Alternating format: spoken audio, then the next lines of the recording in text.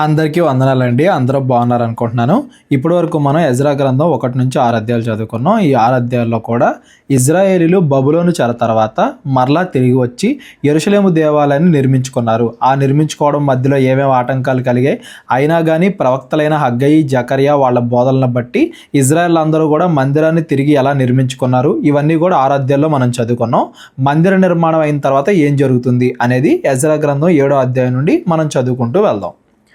ఈ సంగతులు జరిగిన పిమ్మట పారసీక దేశపు రాజైన అర్తహషస్తు యొక్క ఏలుబడిలో 6వ అధ్యాయంలోనేమో పారసీక దేశపు రాజైన దర్యావేషు ఏలుబడిలో ఏం జరిగింది, దర్యావేషు ఏలుబడిలో దేవాలయం మొత్తం నిర్మింపబడింది అని మనం చదువుకున్నాం. దర్యావేష్ తర్వాత అర్తహషస్త రాజయ్యాడు.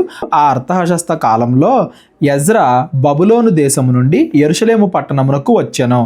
ఇక్కడ ఎజ్రా అనే పేరు మనకు కనబడింది. ఇది ఎప్పుడు జరుగుతుంది అంటే దేవాలయాన్ని నిర్మించుకున్న సుమారుగా 60 సంవత్సరాల తర్వాత ఇది జరుగుతుంది. ఇజ్రాయేలీలు బబులోను చెర నుండి వచ్చారు. జెరుబ్బాబెల్ నాయకత్వంలో వచ్చిన 20 సంవత్సరాలకి యెరూషలేము దేవాలయాన్ని నిర్మించుకున్నారు.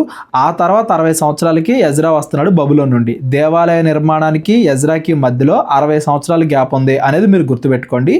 జెరుబ్బాబెల్ మొట్టమొదటిగా వచ్చిన దగ్గర నుండి ఇప్పటికైతే 80 సంవత్సరాలు. ఇజ్రాయేలీలు 3 సార్లుగా వచ్చారు బబులోను దేశం నుండి ఇజ్రాయెల్ దేశానికి అని నేను స్టార్టింగ్ నుండి చెప్తానే ఉన్నాను కదా. మొదటిదేమో జెరుబ్బాబెల్ నాయకత్వంలో వచ్చారు. మొదటి 6 అధ్యాయాల్లో ఏం జరిగింది అనేది మనం చదువుకున్నాం. ఈ 7వ అధ్యాయం నుండి ఎజ్రా గురించి మనం చదువుకుంటాం. ఎజ్రా కూడా కొంతమందిని వెంట పెట్టుకుని బబులోను దేశం నుండి యెరూషలేముకి వస్తున్నాడు. బబులోను దేశంలోనే పుట్టిన ఇజ్రాయేలీలు ఉంటారు కదా, మేము మరలా మా దేశానికి వెళ్ళిపోవాలి, అంత ముందు వెళ్ళినోళ్ళు దేవాలయం కట్టుకున్నారు కాబట్టి ఇప్పుడు మేము కూడా అక్కడికి వెళ్ళిపోయి అక్కడే ఆరాధించాలి అని దేవుడి మీద నమ్మకం కలిగిన వాళ్ళు ఉంటారు కదా. అలాగా కొంతమందిని వెంట పెట్టుకుని ఎజ్రా కూడా బబులోను నుండి యెరూషలేముకి వస్తున్నాడు. 3వసారి ఏమో నెహమ్యా కాలంలో వస్తారు. దాని గురించి మనం తర్వాత రాబోయే నెహమ్యా పుస్తకంలో చదువుకుందాం. ఈ రోజు అంతా కూడా ఎజ్రా గురించి మనం చదువుకుందాం. ఎజ్రా వస్తున్నప్పుడు ఏం జరుగుతుంది, అసలు ఎజ్రా ఎలా వచ్చాడు, అవన్నీ కూడా ఈరోజు మనం చదువుకుంటాం. ఇతడు షరాయా కుమారుడై ఉండెను.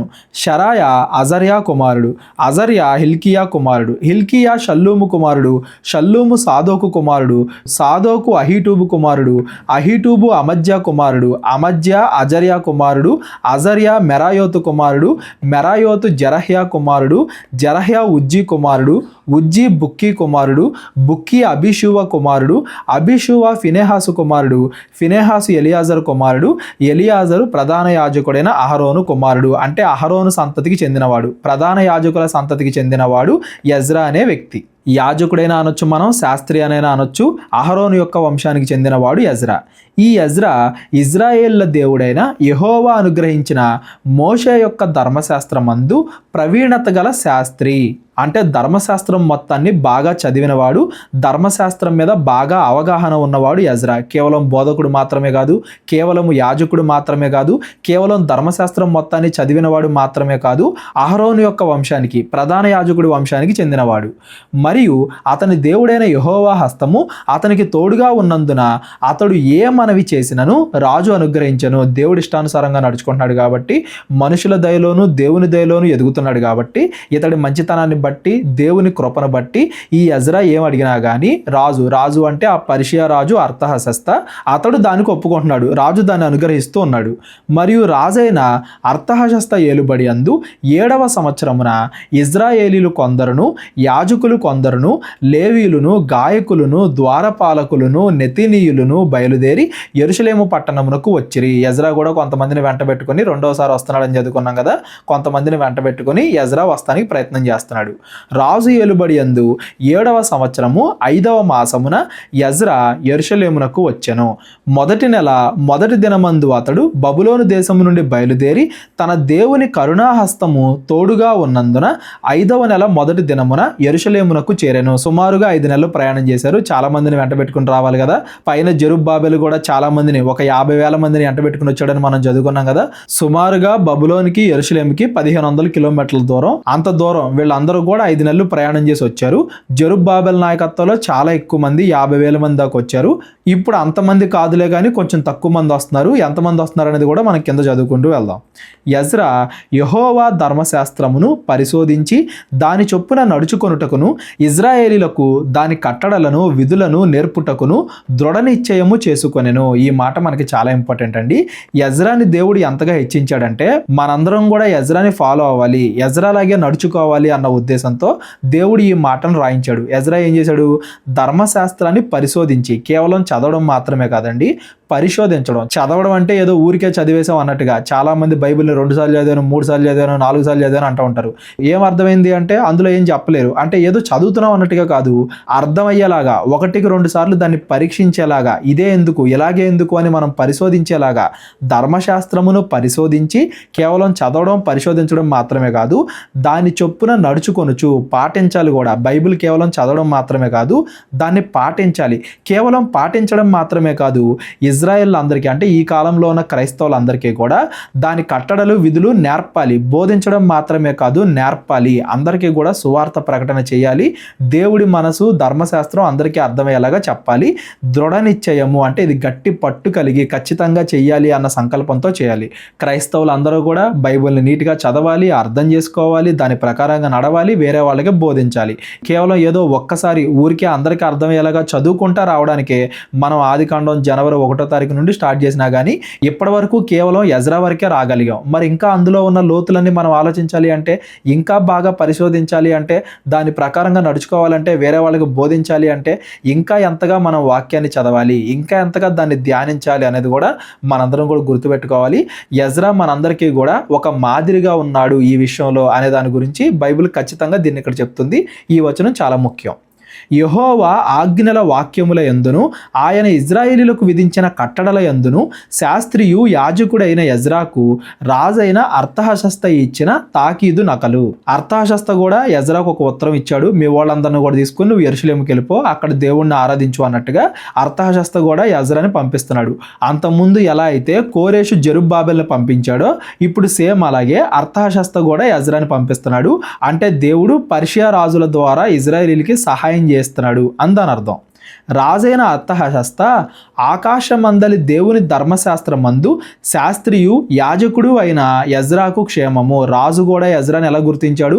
శాస్త్రిలాగా, ధర్మశాస్త్రం దేవుడి మాటలు తెలిసిన వ్యక్తిలాగా, యాజకుడిలాగా, అంటే ఆ ధర్మశాస్త్రాన్ని అందరూ పాటించేలాగా చూసుకోవాల్సిన ఒక అధికారిలాగా, శాస్త్రిలాగా, యాజకుడిలాగా, ఒక పర్షియా రాజు, అన్యుడైన రాజు కూడా ఎజ్రాని గుర్తించాడు. అంత మంచిగా ఎజ్రా ప్రవర్తన ఉంది అందని అర్థం. మొదలగు మాటలు రాసి ఈలాగు సెలవిచ్చెను. ఏమంటున్నాడు ఆ రాజు? చేతనున్న నీ దేవుని ధర్మశాస్త్రమును బట్టి యూదాను గూర్చియు యెరూషలేమును గూర్చియు విమర్శ చేయుటకు నీవు రాజు చేతను అతని 7 మంత్రుల చేతను పంపబడితివి గనక మేము చేసిన నిర్ణయము ఏమనగా, ఎజ్రాని కేవలం ఒంటరిగా పంపట్లేదు, అతనికి 7 మంత్రులను కూడా తోడిచి పంపుతున్నాడు ఆ రాజు. ఏమని? మా రాజ్యమందుండు ఇజ్రాయేలీల్లోను వారి యాజకుల్లోను లేవీల్లోను యెరూషలేం పట్టణమునకు వెళ్ళుటకు మనఃపూర్వకంగా ఇష్టపడి వారెవరో వారందరూ నీతో కూడా వెళ్ళవచ్చును. ఎవరెవరైతే యెరూషలేంకి వెళ్ళిపోవాలనుకుంటున్నారో, అక్కడ దేవాలయం నిర్మింపబడింది కదా, అక్కడికి వెళ్ళి మీ దేవుణ్ణి ఎవరైతే ఆరాధించుకోవాలనుకుంటున్నారో వాళ్ళందరినీ కూడా నువ్వు తీసుకెళ్ళిపో.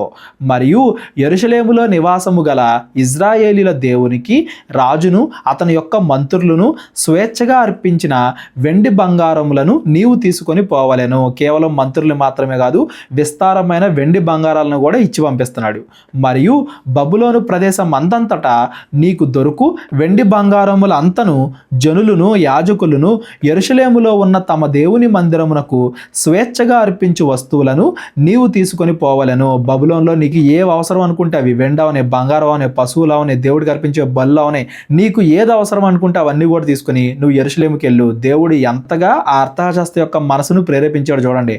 అతడేం పూర్తిగా ఇజ్రాయేలీడు కాదు, అతడేం పూర్తిగా దేవుడిని నమ్మిన వ్యక్తి కాదు, అన్యుల రాజు. కానీ అతడు కూడా దేవుడి గొప్పతనాన్ని గుర్తించి ఎజ్రాకు కావాల్సినన్ని కూడా ఇచ్చి ఎజ్రాని తిరిగి పంపిస్తున్నాడు. తడవు చేయక నీవు ఆ ద్రవ్యము చేత ఎడ్లను, పొట్టేళ్లను, గొర్రె పిల్లలను, వాటితో కూడా ఉండవలసిన భోజనార్పణలను, పానార్పణలను కొని యెరూషలేమునందుండు నీ దేవుని మందిరపు బలిపీఠం మీద వాటిని అర్పించుము. ఇక్కడ నుండి తీసుకెళ్ళి అక్కడ మీరు బలులుగా అర్పించుకోండి. మిగిలిన వెండి బంగారములతో మీ దేవుని చిత్తానుసారంగా నీకును నీ వారికి అన్నిటినీ యుక్తమని తోచిన దాన్ని చేయవచ్చును. ఎంత బంగారం కావాలంటే, ఎంత వెండి కావాలంటే, ఎంత ఆస్తి కావాలంటే అంత తీసుకెళ్ళండి, బలులు అర్పించండి, మిగిలిన వాటిని మీ ఇష్టానుసారంగా చేయండి. ఏమండి, ఇదంతా కూడా కేవలం ఒక ఎజ్రా మీద నమ్మకం పెట్టుకుని పంపిస్తున్నాడంటే ఆ రాజు ఎజ్రా మీద ఎంత నమ్మకం ఉండాలి, ఎజ్రా ఎంత మంచివాడిగా ఆ రాజు గుర్తించి ఉండాలి, దేవుడి యొక్క ధర్మశాస్త్ర ప్రకారంగా నడుచుకుంటాడు, దేవుడికి భయపడే వ్యక్తి, మనుషుల దయలోను దేవుడి దయలోను ఎదుగుతున్నాడు అని ఆ రాజు ఎంతగా ఎజ్రాని నమ్మాడు అనేది కూడా ఈ మాటల ద్వారా మనకు అర్థం అవ్వాలి. మరియు నీ దేవుని మందిరపు సేవ కొరకు నీకియ్యబడిన ఉపకరణములను నీవు యెరూషలేములోని దేవుని ఎదుట అప్పగింపవలెను. నీ దేవుని మందిర విషయములో దానం ఇచ్చుటకై మరి ఏదైనాను నీకు కావలసిన ఎడల అది రాజు యొక్క ఖజానాలో నుండి నీకియ్యబడెను. దేశంలో ఉన్నవి మాత్రమే కాదు, రాజు యొక్క బ్యాంక్ అకౌంట్, అక్కడ ఖజానాలో నుండి కూడా నీకేం కావాలంటే అవి తీసుకెళ్ళు. మరియు రాజునైన అర్థహశస్త అను నేనే నది అవతలనున్న ఖజానాదారులైన మీకు ఆజ్ఞ ఇచ్చున్నది ఏమనగా, ఆకాశమందలి దేవుని ధర్మశాస్త్రములో శాస్త్రియు యాజకుడైన ఎజ్రా మిమ్మును ఏదైనా అడిగిన ఎడల ఆలస్యము కాకుండా మీరు దాన్ని చేయవలెను. ఎజ్రా ఏది అడిగితే అది ఆలస్యం లేకుండా ఇవ్వండి. యెరూషలేము మందిరాన్ని వాళ్ళు నిర్మించుకోవడానికి వాళ్ళకి ఏది కావాలంటే అది ఇవ్వండి అన్నట్టుగా రాజు పూర్తిగా ఎజ్రాకి సపోర్ట్ చేస్తున్నాడు. ఆ కాలంలో యెరూషలేము కూడా పర్షియా కిందే ఉంది కదా, పన్ను కడతా, ఇండివిజువల్గా రాజ్యం అయినప్పటికీ పన్ను కడతా ఉంది. కాకపోతే ఆ ఖజానాలో నుండి కూడా ఆస్తి మొత్తంలో నుండి ఎంత కావాలంటే అంత తీసుకొనివ్వండి ఎజ్రాని. 1000 తూముల గోధుమలు, 200 మణుగుల వెండి, 300 తూముల ద్రాక్షరసము, 300 తూముల నూనె, లెక్క లేకుండా ఉప్పును ఇయ్యవలెను. ఆకాశమందలి దేవుని చేత ఏది నిర్ణయమాయనో దాన్ని ఆకాశమందలి దేవుని మందిరమునకు జాగ్రత్తగా చేయింపవలసినది. ఏది కావాలంటే అది ఇవ్వండి అన్నాడు. చూడండి, దేవుడికి ఆకాశమందలి దేవుడు అని పేరు పెట్టబడింది. ఎందుకు? ఆ కాలంలో మిగతా వాళ్ళందరూ కూడా భూమి మీదే ఉండే వాటిని, భూమి మీద ఉండే విగ్రహాలను పూజించేవాళ్ళు. సూర్యుడిని, చంద్రుడిని, భూమి మీద ఉండే చెట్లు, పొట్లు, సముద్రాలు, నీళ్లు, అగ్ని, ఇలాంటి వాటిని పూజించేవాళ్ళు. కానీ దేవుడు ఈ భూమి మీద ఉండడు, ఈ భూమిని సృష్టించిన వాడు దేవుడు, ఆయనకి ఈ భూమి ఆకాశాలు పట్టవు అని చెప్పి ఆకాశమందలి దేవుణ్ణి, విశ్వానికి అధిపతి అయిన దేవుణ్ణి పూజించేవాళ్ళు కేవలం ఇజ్రాయేలీలు మాత్రమే. కాబట్టి ఆకాశమందలి దేవుడు అని దేవుణ్ణి వాళ్ళందరూ కూడా పిలుస్తున్నారు. ఈయన అందరికంటే గొప్ప దేవుడు అని ఆ కాలంలో ఉన్న రాజైన అర్థహశస్త కూడా గుర్తించాడు. కాకపోతే అందులో ఒక చిన్న లోపం ఏంటంటే, దేవుడు మాత్రమే ఒకే ఒక్క దేవుడు, మిగిలినవన్నీ కూడా దేవుళ్ళు కాదు, అవి కేవలం విగ్రహాలు అనే విషయం కూడా గుర్తించాలి. ఆ కాలంలో చాలా మంది గుర్తించలేకపోయారు, మనమైనా దాన్ని ఖచ్చితంగా గుర్తించాలి అని మనం గుర్తుపెట్టుకోవాలి. రాజు యొక్క రాజ్యం మీదికిని అతని కుమారుల మీదికిని కోపం ఎందుకు రావాలను అంటే, ఇజ్రాయేలీలు నష్టపెడితే ఇజ్రాయేళ్ల దేవుడు పర్షియాని శిక్షిస్తాడేమో అన్నట్టుగా రాజు భయపడుతున్నాడు దేవుడికి. మరియు యాజకులను, లేవీలను, గాయకులను, ద్వారపాలకులను, నెతీనీయులను, దేవుని మందిరపు సేవకులైన వారందరినీ గూర్చి మేము నీకు నిర్ణయించినది ఏమనగా, వారికి శిస్తు గాని, సుంకము గాని, పన్ను గాని వేయుట కట్టడపు న్యాయము కాదని తెలుసుకొనుడి. ఎవరెవరైతే దేవాలయం పనుల్లో ఉంటారో, ఇజ్రాయిల్ దేవుని పూజిస్తూ ఉంటారో వాళ్ళకి పన్ను కూడా వేయొద్దు, వాళ్ళు ట్యాక్స్ కూడా కట్టాల్సిన అవసరం లేదు అన్నట్టుగా రాజు ఆజ్ఞాపిస్తున్నాడు. అంతకుముందు దర్యావేషు సహాయం చేశాడు, కోరేషు సహాయం చేశాడు, ఇప్పుడు అర్థహశస్త ఇంకా ఎక్కువ సహాయం చేస్తున్నాడు అని దాని అర్థం. దేవుడు పర్షియా రాజుల ద్వారా ఇజ్రాయేలీలకి సహాయం చేస్తున్నాడు అనేది మనం గుర్తుపెట్టుకోవాలి. మరియు ఎజ్రా నదీ అవతలనున్న జనులకు తీర్పు తీర్చుటకై నీ దేవుడు నీకు దయచేసిన జ్ఞానము చొప్పున నీవు నీ దేవుని యొక్క ధర్మశాస్త్ర విధులను తెలుసుకొనిన వారిలో కొందరిని అధికారులుగాను న్యాయాధిపతులుగాను ఉంచవలెను. ఆ ధర్మశాస్త్ర విషయములో తెలియని వారెవరో వారికి నేర్పవలెను. నీ దేవుని ధర్మశాస్త్రము గాని రాజు యొక్క చట్టము గాని గై కొనని వాడెవడో త్వరగా విచారణ చేసి మరణశిక్ష అయినను, స్వదేశ త్యాగమైనను, ఆస్తి జప్తి అయినను, ఖైదునైనను వానికి విధింపవలెను. దేవుడి ధర్మశాస్త్రం ఎంత గొప్పదో, అందులో ఉన్న ఆజ్ఞలు ఎంత న్యాయమైనవో, ఎంత నీతితో కూడుకున్నవో అన్యుడైన రాజుకు అర్థమైంది. ఎజ్రా అక్కడ ఉన్నప్పుడు అన్ని కూడా చెప్పుంటాడు, దేవుడి మనసు ఇది, ఇది మంచి, ఇది చెడు, ఇది న్యాయం, ఇది అన్యాయం అని చెప్పి చాలా చెప్పుంటాడు. ఈ ధర్మశాస్త్రంలో ఉన్న ఆజ్ఞలు అంత గొప్పవి అని ఆ రాజు కూడా గుర్తించాడు. దాని ప్రకారంగా న్యాయం తీర్చేలాగా నేను విధించే ఆజ్ఞలు, అలాగే ఆ ధర్మశాస్త్రం, వీటి ప్రకారంగా ఎవరు నడుచుకుంటున్నారో ఎవరు నడుచుకోవట్లేదో, ఎవరు మంచివారో చేస్తున్నారో ఎవరికి తీర్పు తీర్చాలో, ఎవరైతే తప్పు చేస్తున్నారో వాళ్ళని ఎలా శిక్షించాలో అవన్నీ కూడా చేయడానికి న్యాయాధిపతులను నియమించు అని ఆ అధికారాన్ని కూడా ఎజ్రాకే ఇస్తున్నాడు ఆ అర్థహశస్త. మీరు గమనించండి, ఇదంతా జరగడానికి ఒకే ఒక కారణం అండి.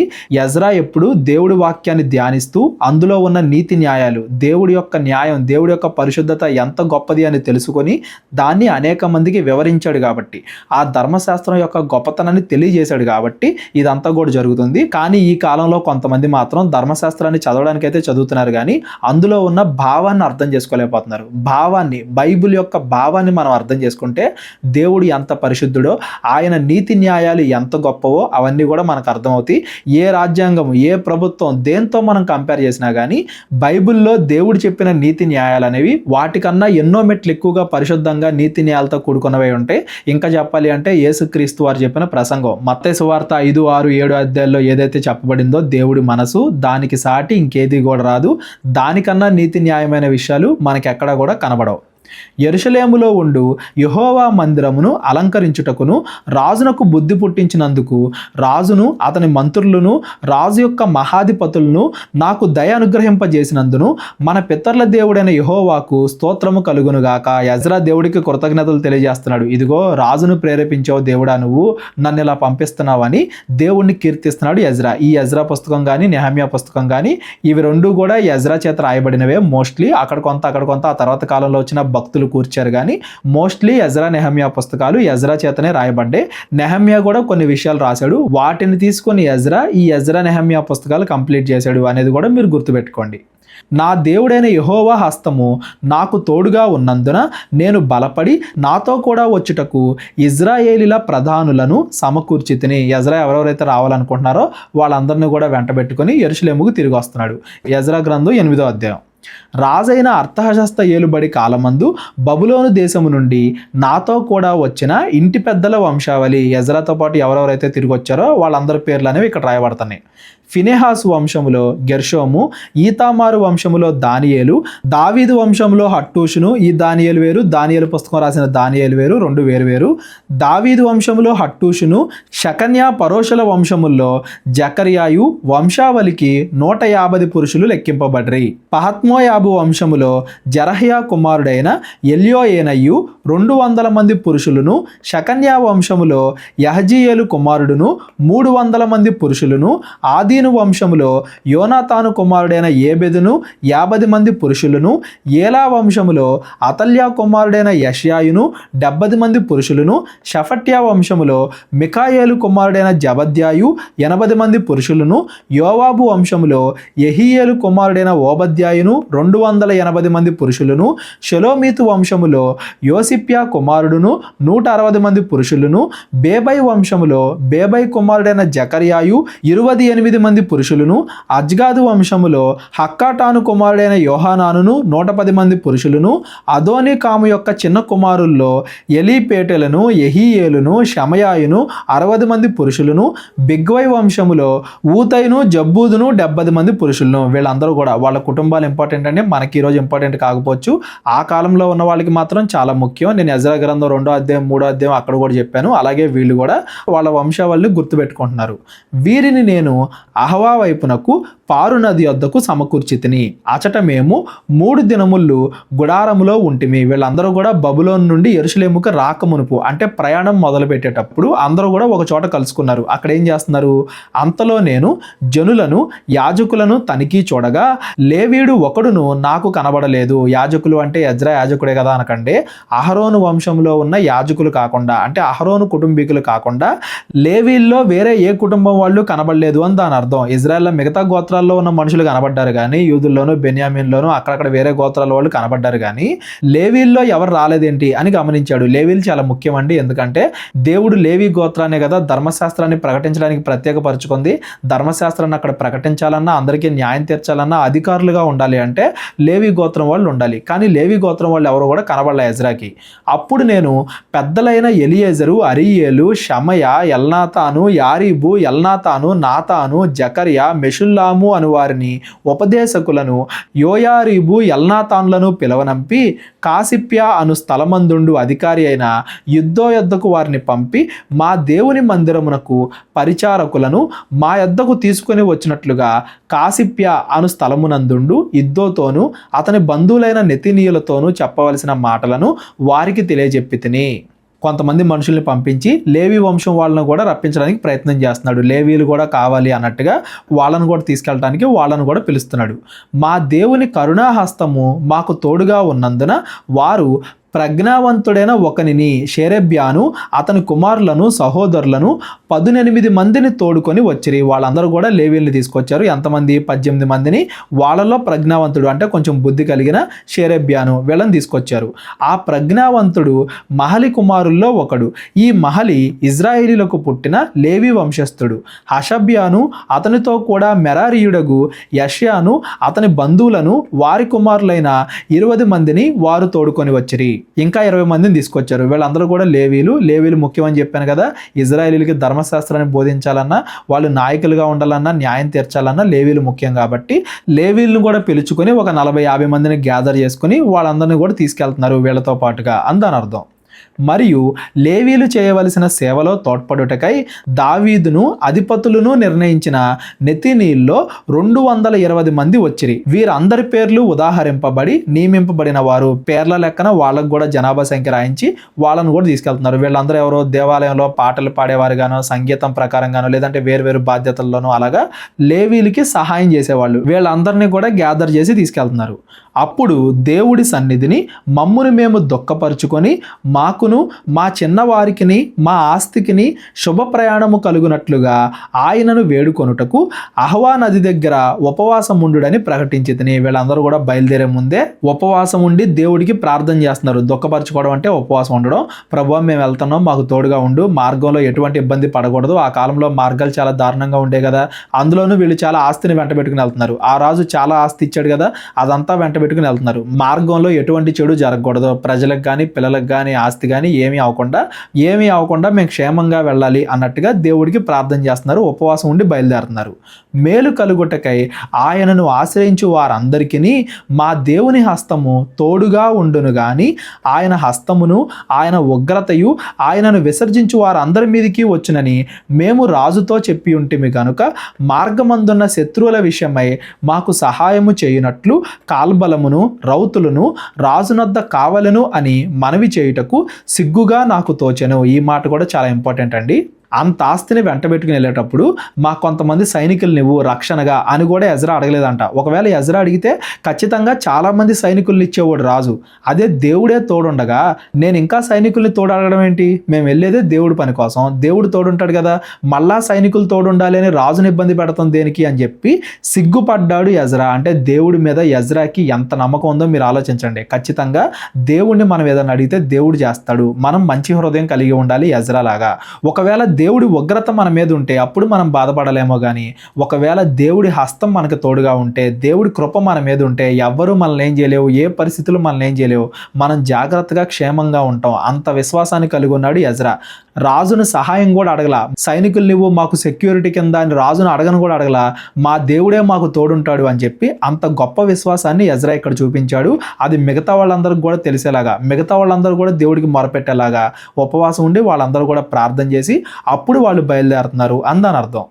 మేము ఉపవాసం ఉండి ఆ సంగతిని బట్టి మా దేవుణ్ణి వేడుకొనగా ఆయన మా మనవిని అంగీకరించాను గనుక నేను యాజకుల్లో నుండి ప్రధానులైన 12 మందిని అనగా షేరెబ్యాను, హషబ్యాను వీరి బంధువుల్లో 10 మందిని ఏర్పరిచి మా దేవుని మందిరమును ప్రతిష్ఠించుట విషయంలో రాజును అతని మంత్రులను అధిపతులను అక్కడనున్న ఇజ్రాయేల్ అందరూ ప్రతిష్ఠించిన వెండి బంగారములను ఉపకరణములను తూచి వారికి అప్పగించి తిని. నమ్మకస్తులైన 12 మందిని సెపరేట్ చేసి ఆ 12 మంది చేతికి మొత్తం ఆస్తి మొత్తాన్ని అప్పగిస్తున్నారు. అంటే ఈ ఆస్తి మొత్తాన్ని కాపాడే బాధ్యత ఈ 12 మందిది. వీళ్ళేం సైనికులు కాదు, యుద్ధాలు చేసేవాళ్ళు కాదు, దేవుడి చేత ఏర్పరచబడిన వాళ్ళు. పైన చెప్పారు కదా, ఇదిగో దేవుడు మాకు సహాయం చేశాడు మేము వేడుకుంటే అని చెప్పి దేవుడి మీద నమ్మకం కలిగిన వాళ్ళు కాబట్టి, దేవుడు తోడుగా ఉంటాన్నాడు కాబట్టి ఆ ఆస్తి మొత్తాన్ని వీళ్ళల్లోనే ఉండే 12 మందికి అప్పగించి మీరు దీనికి కాపలా కాయాలి మనం వెళ్ళేంత వరకు అని వాళ్ళకి ఆ బాధ్యతలు అప్పగించి వీళ్ళందరూ కూడా బయలుదేరుతున్నారు. 1000 300 మణుగుల వెండిని, 200 మణుగుల వెండి ఉపకరణములను, 200 మణుగుల బంగారమును, 7000 తొలములు గల 20 బంగారపు గిన్నెలను, బంగారమంత వెలగల పరిశుద్ధమైన 2 రాగి పాత్రలను తూచి వారి చేతికి అప్పగించి, మీరు యెహోవాకు ప్రతిష్ఠింపబడిన వారు, పాత్రలను ప్రతిష్ఠితములైనవి. ఈ వెండి బంగారములను మీ పితరుల దేవుడైన యెహోవాకు స్వేచ్ఛార్పణలై ఉన్నాయి. ఇవేవి కూడా మనే కాదు, దేవుడికి అర్పించినవి. దేవాలయం కోసం వాడబడేవి, దేవాలయంలో పెట్టబడేవి, దేవాలయ మరమ్మతుల కోసం వాడబడాల్సినవి, యెరూషలేం పట్టణం కోసం వాడబడాల్సినవి. ఇవన్నీ కూడా కాపాడే బాధ్యత మీది అని చెప్పి వాళ్ళకి ఆ బాధ్యతను అప్పగిస్తున్నారు.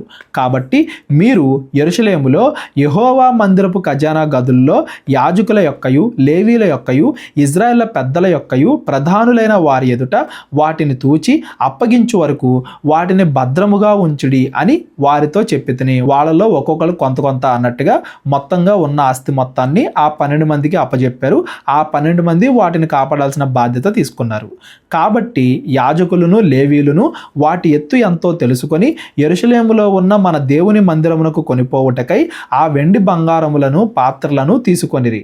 మేము మొదటి నెల 12వ దినమందు యెరూషలేమునకు వచ్చుటకై అహవా నది నుండి బయలుదేరగా మా దేవుని హస్తము మాకు తోడుగా ఉండి శత్రువుల చేతిలో నుండి, మార్గమందు పొంచి ఉన్న వారి చేతిలో నుండి మమ్మును తప్పించినందున దేవుడు చెప్పినట్టుగానే వీళ్ళని కాపాడాడు. ఏ లోపం లేకుండా, ఏ అడ్డంకి లేకుండా ప్రశాంతంగా వచ్చారు. మేము యెరూషలేమునకు వచ్చి 3 దినములు అక్కడ బస చేసితిమి.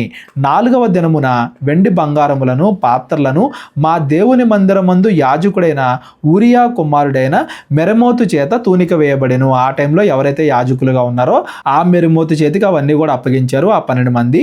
అతనితో కూడా ఫినెహాసు కుమారుడైన ఎలియాజరు ఉండెను.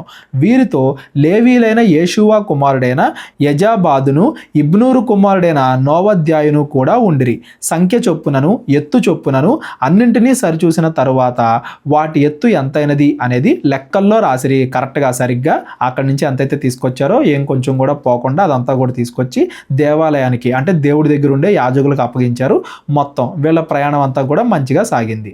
మరియు చెరలోనికి కొనుపోబడిన వారికి పుట్టి చెర నుండి విడుదల పొంది తిరిగి వచ్చిన వారు ఇజ్రాయేళ్ల దేవునికి దహన బలులు అర్పించిరి. ఇజ్రాయేళ్ల అందరి కొరకు 12 ఎడ్లను, 96 పొట్టేళ్లను, 77 గొర్రెపిల్లలను, పాప పరిహారార్థ బలిగా 12 మేకపోతులను తెచ్చి అన్నింటినీ దహన బలిగా యెహోవాకు అర్పించిరి. వారు రాజు యొక్క నిర్ణయములను, రాజు యొక్క సేనాధిపతులను, నదీ యువతలనున్న అధికారులను అప్పగించిన తర్వాత వీరు జనులకును దేవుని మందిరపు పనికిని సహాయము చేసిరి. ఎవరెవరైతే మంచిగా దేవుడి మీద విశ్వాసం కలిగి ఉన్నారో వాళ్ళందరినీ, లేవీల్ని వెంటబెట్టుకొని ఎజ్రా యెరూషలేముకు వచ్చాడు బబులోను నుండి. ఈ 7, 8 ఈ 2 అధ్యాయాల్లో కూడా దేవుడి ప్రణాళిక, దేవుడు పర్షియా రాజుల ద్వారా ఇజ్రాయేలీలకి ఎలా సహాయం చేస్తున్నాడు, ఎజ్రా యొక్క జ్ఞానం, ఎజ్రా యొక్క మంచితనం, ఎజ్రా ఎంత మంచిగా ఉన్నాడు, రాజు అతన్ని ఎంతగా నమ్మాడు, ఎజ్రా యొక్క భక్తి, దేవుడికి ప్రార్థన చేయడం, ఉపవాసం ఉండడం, ప్రతి దానికి దేవుడి మీదే ఆధారపడడం, నాయకత్వపు లక్షణాలు, ఏది లోపం, ఏం కావాలని తెలుసుకోగలడం, ఇవన్నీ కూడా ఎజ్రా జీవితం నుండి మనం నేర్చుకోవాలి. మనం కూడా వాక్యాన్ని నేర్చుకుని వాక్య ప్రకారంగా నడుచుకుంటూ దేవుడి మీద ఆధారపడగలిగితే దేవుడు మనకి తోడుంటాడు అనేది కూడా ఈ ఎజ్రా నుండి మనం నేర్చుకోవాలి. ఎజ్రా గ్రంథం 9వ అధ్యాయం. ఈ సంగతులు సమాప్తమైన తరువాత అంటే వీళ్ళందరూ కూడా వచ్చేసిన తర్వాత పెద్దలు నా యొద్దకు వచ్చి ఇజ్రాయేలీలను, యాజకులను, లేవీలను, కనానీయులను, హిత్తీలను, పెరిజ్జీలను, యోబూసీలను, అమ్మోనీయులను, మోయాబీలను, ఐగుప్తీయులను, అమోరీయులను అను దేశపు జనులలో నుండి తమ్మును తాము వేరుపరుచుకొనక వారు చేయు అసహ్య కార్యములను తామే చేయుచు వారి కుమార్తెలను పెళ్లి చేసుకొనుచు తమ కుమారులను తీసుకొనుచు పరిశుద్ధ సంతతి వారిగా ఉండవలసిన తాము ఈ దేశపు జనులతో కలిసి కొనిన వారైరి. ఎజ్రా తిరిగి రాగానే ఎజ్రా ఒక విషయం గమనించాడు. ఇజ్రాయిల్లో మరి ముఖ్యంగా యాజకులు, లేవీలు కూడా అన్యుల వలె దేవుడు ఎవరి నుంచైతే ఇజ్రాయిల్ని వేరు చేశాడో, విగ్రహారాధన చేయొద్దన్నాడో, ఆ విగ్రహారాధన దగ్గర ఉండే మూఢనమ్మకాలకి దూరం అవ్వమన్నాడో వాళ్ళలాగే ఇప్పుడు ఇజ్రాయిల్ కూడా తయారవుతున్నారు. కారణం వాళ్ళని పెళ్లి చేసుకుని ఒక పక్కన దేవుణ్ణి, ఒక పక్కన ఆ విగ్రహాలని రెండింటిని కూడా ఆరాధించడం వల్ల ఇజ్రాయిలీలోకి మరలా పాపం వచ్చింది అని దాని అర్థం. కేవలం ఇజ్రాయిల్లో మాత్రమే కాదు, ఆ ఇజ్రాయేలీలకి అధిపతులుగా ఉండాల్సిన యాజకులు లేవీల్లో కూడా ఇదే జరుగుతుంది. ఇజ్రాయేల్ అష్షూరు చెరలోకి వెళ్ళిపోయారన్నా, యూదులు బబులోను చెరలోకి వెళ్ళిపోయారన్నా కారణం ఏంటి? విగ్రహారాధనే కదా. ఆ విగ్రహారాధన పేరుతో అనేక చెడ్డ కార్యాలు చేయడం వల్లే కదా. వ్యభిచారం అనో, మనుషుల్ని బలులుగా అర్పించడం అనో, మూఢనమ్మకాలనో, దేవుడి యొక్క ఆజ్ఞలను పక్కన పెట్టేసి ఆ విగ్రహారాధన చేయడం వల్లే కదా జనాలందరికీ కూడా దేవుడు తీర్పు తీరుస్తుంది. అష్షూరు చెర ద్వారా, బబులోను చెర ద్వారా దేవుడు దేవాలయాన్ని పడగొట్టించి బబులోను చెరకు పంపించి మరలా తిరిగి తీసుకొచ్చి వీళ్ళ చేత మరలా యెరూషలేము మందిరాన్ని నిర్మించినా కానీ ఇజ్రాయేలీలు మరలా పాపంలో పడిపోతున్నారు. అంతకుముందు దేవుడు ఎలా అయితే శిక్షించాడో ఇప్పుడు మరలా అదే విధంగా దేవుడు శిక్షిస్తాడేమో. ఇప్పుడిప్పుడే దేవుడు కృప ఉంటుంది, ఆ పరిశీయ రాజుల ద్వారా దేవుడు మనకి సహాయం చేస్తున్నాడు, మరలా ఒక రాజ్యంగా మనల్ని ఏర్పాటు చేస్తున్నాడు అని ఎప్పుడైతే మనం అనుకుంటున్నామో ఆ వెంటనే మరలా ఇజ్రాయేలీలు పాపంలో పడిపోతున్నారు. ఆ అన్యుల్ని పెళ్లి చేసుకోవడం, ఆ అన్యుల విగ్రహాలను ఆరాధించడం, అన్యుల మూఢనమ్మకాలు వీళ్ళు కూడా పాటించడం, అలాగా ఇజ్రాయేలీలోకి మరలా విగ్రహారాధన వచ్చేసింది. కేవలం ఇజ్రాయేలీలోకే కాదు, నాయకులుగా ఉండవలసిన యాజకుల్లోకి, లేవీల్లోకి కూడా ఈ పాపం వచ్చేసింది అని రాగానే, బబులోను నుండి రాగానే ఎజ్రా గమనించాడు. ఈ అపరాధము చేసిన వారిలో పెద్దలును అధికారులను నిజముగా ముఖ్యులై ఉండిరని చెప్పిరి. అధికారులు కూడా, పెద్దలు కూడా ఇదే పాపాన్ని చేస్తూ వచ్చారు. నేను ఈ సంగతి విని నా వస్త్రమును పై దుప్పటిని చింపుకొని నా తల వెంట్రుకలను, నా గడ్డపు వెంట్రుకలను పెరికి వేసుకొని విభ్రాంతి పడి కూర్చుంటిని. ఇవన్నీ కూడా ఇజ్రాయేలీలు బాధపడుతున్నారు అంటానికి సూచనలు. వస్త్రాలు చింపుకోవడం, పై దుప్పటి చింపుకోవడం, తల వెంట్రుకలు కత్తిరించుకోవడం, ఇవన్నీ కూడా ఎజ్రా ఎంత బాధపడుతున్నాడు, ఎజ్రా ఎంతగా పశ్చాత్తాపడుతున్నాడు, ఇజ్రాయేల్ అందరూ పాపంలో పడిపోయారే అని ఎజ్రా ఎంతగా ఏడుస్తున్నాడు అనే విషయాన్ని మనకి చెబుతున్నాయి. చెరపట్టబడిన వారి అపరాధములను చూచి ఇజ్రాయేల్ దేవుని మాటకు భయపడిన వారందరూ నా యొద్దకు కూడి వచ్చిరి. కేవలం ఎజ్రానే కాదు, ఎవరెవరైతే ఎజ్రాతో కూడా వచ్చారో వాళ్ళు కూడా దాన్ని గుర్తించి వాళ్ళు కూడా బాధపడుతున్నారు. ఇజ్రాయేల్ అందరూ మళ్ళా పాపంలో పడిపోయారే, విగ్రహారాధనలో పడిపోయారే అని. నేను విభ్రాంతి పడి సాయంత్రపు అర్పణ వేళకు కూర్చుంటిని. సాయంత్రపు అర్పణ వేళను శ్రమ తీరగా నేను లేచి నా వస్త్రమును పైదుప్పటిని చించుకొని మోకాళ్ళ మీద పడి నా దేవుడైన యెహోవా తట్టు చేతులెత్తి, నా దేవా, నా దేవా, నా ముఖము నీ వైపు ఎత్తుకొనుటకు సిగ్గుపడి కిన్నుడనై ఉన్నాను. మా దోషములు మా తలలకు పైగా హెచ్చి ఉన్నవి, మా అపరాధము ఆకాశమంత ఎత్తుగా పెరిగి ఉన్నది. మా పితరుల దినములు మొదలుకొని నేటి వరకు మేము మిక్కిలి అపరాధులము. మీరు గమనించండి, ఇక్కడ తప్పు చేసింది ఎజ్రానా, ఇజ్రాయేలీలా? నేను మంచోడిని, ఇజ్రాయేల్ చెడ్డోళ్ళు అనట్లా ఎజ్రా. మేమందరం కూడా పాపం చేశాము అంటే వాళ్ళందరి యొక్క పాపాన్ని కూడా తనదలాగా తీసుకుంటున్నాడు. సంఘము అంటే అందరూ కలిసి ఉండడమే కదా. ఎవరు పాపంలో పడిపోతున్నా కానీ మిగతా వాళ్ళందరి మీద కూడా ఎఫెక్ట్ వస్తుంది కదా. మేమందరము నీ సంఘంగా, నీ రాజ్యంగా ఉండాల్సిన మేమందరం కూడా పాపాల్లో పడిపోయాము. విగ్రహారాధనలోకి, మూఢనమ్మకాల్లోకి, వ్యభిచారాల్లోకి, మనుషుల్ని బలిగా అర్పించడం అనే ఆచారాల్లోకి మేము పడిపోయామని చెప్పి ఎజ్రా బాధపడుతున్నాడు. పశ్చాత్తాప హృదయంతో దేవుడికి ప్రార్థన చేస్తున్నాడు.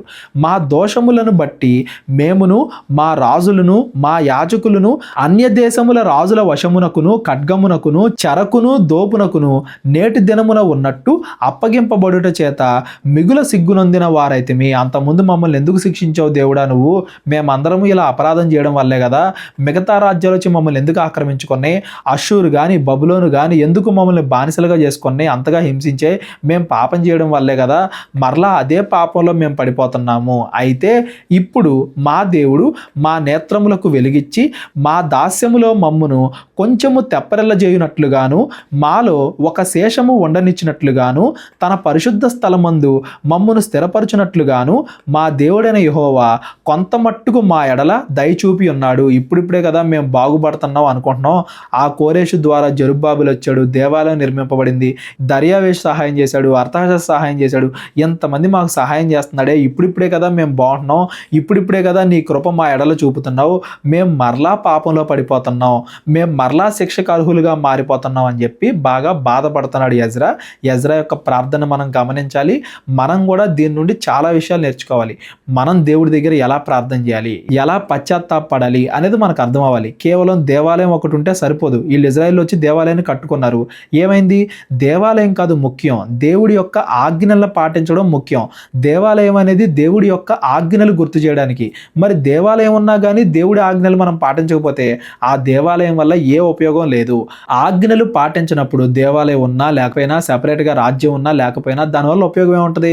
ఇజ్రాయెల్ అందరూ కూడా ధర్మశాస్త్రానికి విరోధంగా మారిపోయారే అని ఎజ్రా బాధపడుతున్నాడు. ధర్మశాస్త్రం మీద మంచి అవగాహన కలిగిన వాడు కాబట్టి ఆ ధర్మశాస్త్రంలో ఉన్న ఆజ్ఞలు పాటించడం ఎంత ముఖ్యమో ఎజ్రా ఇక్కడ మిగతా ప్రజలందరికీ కూడా తెలియజేస్తున్నాడు. సుమారుగా ఒక 60 సంవత్సరాలు 80 సంవత్సరాలు అయిపోతుంది కదా వచ్చి వీళ్ళు. ఈ టైంలో వీళ్ళు ఆ చుట్టుపక్కల ఉండే అన్య దేవుళ్ళని ఆరాధిస్తూ వాళ్ళని పెళ్లి చేసుకుంటూ అదే విగ్రహారాధనలో కూరుకుపోయారు అని చెప్పి బాధపడుతున్నాడు ఎజ్రా. నిజముగా మేము దాసులమైతిమి, అయితే మా దేవుడివైన నీవు మా దాస్యములో మమ్మును విడవక పారసీక దేశపు రాజుల ఎదుట మాకు దయ కనబరిచి మేము తెప్పరిల్లునట్లుగా మా దేవుని మందిరమును నిలిపి దాని పాడైన స్థలములను తిరిగి బాగు చేసుకొనుటకును యూదా దేశమందును యెరూషలేము పట్టణమందును మాకు ఒక ఆశ్రయమునిచ్చుటకును కృప చూపితివి. ఇదంతా కూడా నువ్వు చేసిన సహాయమే కదా. మా దేవా, ఇంత కృపనొందిన తరువాత మేము ఏమి చెప్పగలము? నిజముగా ప్రవక్తలైన నీ దాసుల ద్వారా నీవిచ్చిన ఆజ్ఞలను మేము అనుసరింపకపోతేమి కదా. నువ్వు ఒక పక్కన ఎంత కృప చూపిస్తున్నా కానీ, ఎంతమంది ప్రవక్తలను పంపిస్తున్నా కానీ మేము మరలా పాపంలో పడిపోతున్నామే అని బాగా బాధపడుతున్నాడు. వారు మీరు స్వతంత్రించుకొనబోవు దేశము దాని నివాసుల అపవిత్ర చేతను వారు చేయు అసహ్యమైన వాటి చేతను అపవిత్రమాయను. మీరు జరిగించిన అసహ్యమైన వాటి చేత ఆ దేశము నలుదిక్కలా నిండినదాయను. కాబట్టి మీరు మీ కుమార్తెలను వారికి ఇయ్యకుడి, వారి కుమార్తెలను మీ కుమారులకు పుచ్చుకొనకుడి, మరియు వారికి క్షేమ భాగ్యములు కలగవలెను అని మీరు ఎన్నటికీ కోరుకుండిన ఎడల మీరు బలముగా నుండి ఆ దేశము యొక్క సుఖమును అనుభవించి మీ పిల్లలకు నిత్య స్వాస్థ్యముగా దానిని అప్పగించెదరు అని చెప్పిరి. ఎంతోమంది ప్రవక్తలను పంపించావు నువ్వు, వాళ్ళందరూ కూడా మాకు ఇవన్నీ చెప్పారు. మనం మోషే కాలం నుండి చదువుకుంటూ వస్తున్నాం కదా. ఎవరెవరైతే అన్యులు ఉంటారో, విగ్రహారాధన చేసేవాళ్ళు ఉంటారో వాళ్ళతో కలవకండి, వాళ్ళ విగ్రహారాధన మీకు కూడా అంటుకుంటది. మీరు వాళ్ళని పెళ్లిళ్ళు చేసుకోవడం, వాళ్ళతో పిల్లలు కంటం, విగ్రహారాధనకి మూఢనమ్మకాలకి లోనైపోవడం, దీని అంతటి వల్ల మీరు పాడైపోతారు అని ప్రవక్తలు అందరూ కూడా చెప్తూ వచ్చారు. అయినా కానీ మేము వినకుండా అలాగే పాపం చేసాం. ఆల్రెడీ చెరలోకి వెళ్ళిపోయిన అషూర్ చెరలోకి, బబులోన్ చెరలోకి అలా వెళ్ళిపోయి తిరిగి వచ్చినా కానీ మేము అలాగే మరలా తప్పులు చేస్తున్నాం అని దేవుడి దగ్గర పశ్చాత్తాపడుతున్నారు. మీరు గమనించండి, ఎవరైనా కానీ మంచి నాయకుడు ఉంటే పాపాన్ని కప్పిపుచ్చడు. ఏం కాదులే మళ్ళా క్షమాపణ అడగండి దేవుడు క్షమించేస్తాడు అన్నట్టుగా పాపాన్ని లైట్గా తీసుకోరు, పాపాన్ని ఈజీగా తీసుకోరు, పాపాన్ని చాలా పెద్దదిగా చూస్తారు. మనం పాపం చేయకూడదు అని అందరినీ గద్దిస్తారు. ఏదన్నా పాపం జరిగితే దాని గురించి పశ్చాత్తాపడతారు, బాధపడతారు. పాపాన్ని అంత పెద్ద విషయంలాగా చూడాలి. దాని దగ్గరికి వెళ్లకుండా ఉండడానికి అన్ని రకాలుగా ప్రయత్నం చేయాలి. ఇక్కడ ఇలా బాధపడడం ద్వారా ఎజ్రా ఎంత నీతిమంతుడో మనకు అర్థమవుతుంది. అలాగే ఇజ్రాయేలీలు కూడా ఎంతగా పాపంలో పడిపోతున్నారు, దేవుడి చేత మరలా శిక్షింపబడ్డానికి రెడీగా ఉన్నారు అని ఇజ్రాయేల్ చెడుతనం కూడా మనకు అర్థం అవ్వాలి. ఒక నాయకుడు ఎలా ఉండాలి అనే విషయాన్ని కూడా ఎజ్రాను చూసి మనందరం కూడా నేర్చుకోవాలి. అయితే మా దుష్క్రియలను బట్టి, మా గొప్ప అపరాధమును బట్టి ఈ శ్రమలన్నీ మా మీదికి వచ్చిన తరువాత మా దేవుడవైన నీవు మా దోషములకు రావలసిన శిక్షలో కొంచెమే మా మీద ఉంచి మాకు ఈ విధముగా విడుదల కలగజేయగా మేము నీ ఆజ్ఞలను మీరి కొంచెమే మా మీద ఉంచి అంటే చూడండి, దేవుడు పూర్తిగా మనల్ని శిక్షించట్లేదు. మన పాపం మనకి తెలియాలి అన్నట్టుగా కొంతవరకే శిక్షిస్తున్నాడు, ఎక్కువగా కృపే చూపిస్తున్నాడు. అసలు ఇజ్రాయెల్ ఎవరో లేకుండా దేవుడు ఎప్పుడో అంతం చేసి ఉండొచ్చు. నోవాహు జలప్రలయం సమయంలో నోవాహు కుటుంబాన్ని కూడా దేవుడు కాపాడకుండా ఉండొచ్చు. దేవుడు ఎప్పుడు కూడా మనల్ని పూర్తిగా శిక్షించకుండా తన కృప చూపిస్తానే వచ్చాడు. ఇంకా మనం మారాలి అని ప్రయత్నిస్తానే ఉన్నాడు. ఆ కృపని మనం సులువుగా తీసుకుని ఇంకా మనం పాపాల్లో పడిపోతున్నాం అని చెప్పి బాధపడుతున్నాడు. ఈ అసహ్య కార్యములను జరిగించిన జనులతో సంబంధములు చేసుకొనిన ఎడల మేము నాశనమగు వరకు శేషమైనను లేకుండునట్లును తప్పించుకొనుటకు సాధనమైనను లేకుండునట్లును నీవు కోపడదు కదా. ఇలాగే మేము ఉంటే నువ్వు మరలా మా మీదకి ఉగ్రత తీసుకొస్తావు కదా. యెహోవా ఇజ్రాయేల్ దేవా, నీవు నీతిమంతుడవై ఉన్నావు, అందువలననే నేటి దినమున ఉన్నట్లుగా మేము శేషించి నిలిచి ఉన్నాము.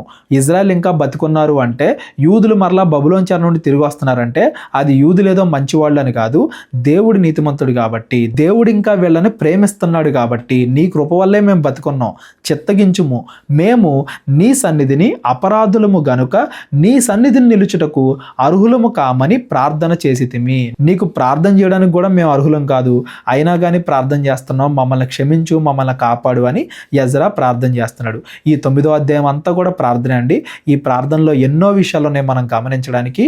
మనం ఎలా ప్రార్థన చేయాలి, మన అంతకుముందు చేసిన తప్పుల్ని ఎలా గుర్తించాలి, ఇంకోసారి తప్పు చేయకుండా ఎలా ఉండాలి, నాయకులు ఎలా ఉండాలి, పాపాన్ని అంత సీరియస్గా తీసుకోవాలి, దేవుడి యొక్క శిక్ష ఎలా ఉంటుంది, దేవుడి యొక్క తీర్పు ఎలా ఉంటుంది, మళ్ళీ అందులోనూ దేవుడు చూపించే కృప ఎలా ఉంటుంది, దేవుడి యొక్క ప్రేమ ఎలా ఉంటుంది, ఇలా చాలా విషయాలు ఉన్నాయి ఈ ప్రార్థనలో మనం నేర్చుకోవడానికి.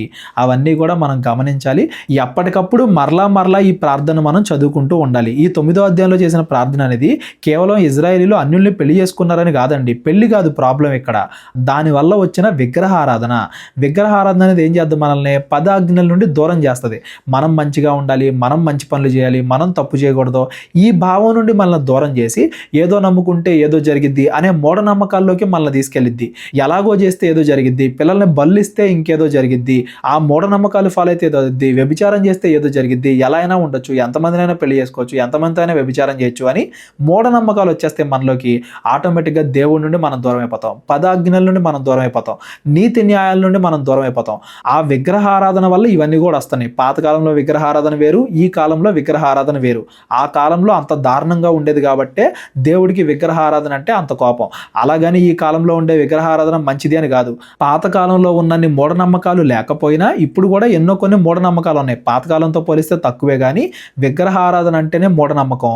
అది మనల్ని ఏం చేసిద్ది అంటే దేవుడిచ్చిన 10 ఆజ్ఞల నుండి దూరం చేసిద్ది. అందుకే దేవుడు వాళ్ళందరినీ కూడా విగ్రహారాధన చేసే వాళ్ళని పెళ్లి చేసుకోవద్దు అన్నాడు. అయినా కానీ ఇజ్రాయేలీలు అలాగే చేస్తూ విగ్రహారాధనకు అలవాటు అయిపోయారు అని దాని అర్థం. ఇక్కడ ప్రాబ్లం అన్యుల్ని పెళ్లి చేసుకోవడం కాదు, వాళ్ళ విగ్రహారాధనని వీళ్ళు కూడా అంటించుకోవడం. ఇజ్రాయెల్లో చాలా మంది మంచోళ్ళు ఉన్నారు, అన్యుల్లో నుండి వచ్చిన వాళ్ళు. రూతు మనకు కనబడుతుంది, రాహాబ్ అనే వేసి కనబడుతుంది. మనం చాలా మందిని చూసుకుంటూ వచ్చాం. ఇంకా ఇజ్రాయెల్లో కన్నా అన్యుల్లో నుండి దేవుని నమ్ముకున్న వాళ్ళకే ఎక్కువ విశ్వాసం ఉంది అనే దానికి కూడా ఎన్నో ఎగ్జాంపుల్స్ చూసాం. ఇక్కడ ప్రాబ్లం పెళ్లి కాదు, విగ్రహారాధన అనే విషయాన్ని మీరు అందరూ కూడా గుర్తుపెట్టుకోండి. 10వ అధ్యాయం కూడా ఈరోజు మనం చదువుకుందాం. ఈ యెజ్రా గ్రంథం 10వ అధ్యాయం అనేది ఈ పుస్తకానికి ఆఖరి అధ్యాయం. ఇది కూడా మనం చదువుకుందాం. రేపటి నుండి మనం నెహమ్యా పుస్తకాన్ని చదువుకుంటూ వెళ్దాం. యెజ్రా ఏడ్చుచు దేవుని మందిరం ఎదుట సాష్టాంగ పడుచు పాపమును ఒప్పుకొని ప్రార్థన చేశాను. ఇలాగా 9వ అధ్యాయంలో మనం చూసాం కదా, అలాగా బాగా బాధపడుతూ పశ్చాత్తాపంతో ప్రార్థన చేశాడు. నాయకుడిలాగా, మిగతా వాళ్ళందరి తరపున నాయకుడిలాగా ప్రార్థన చేశాడు.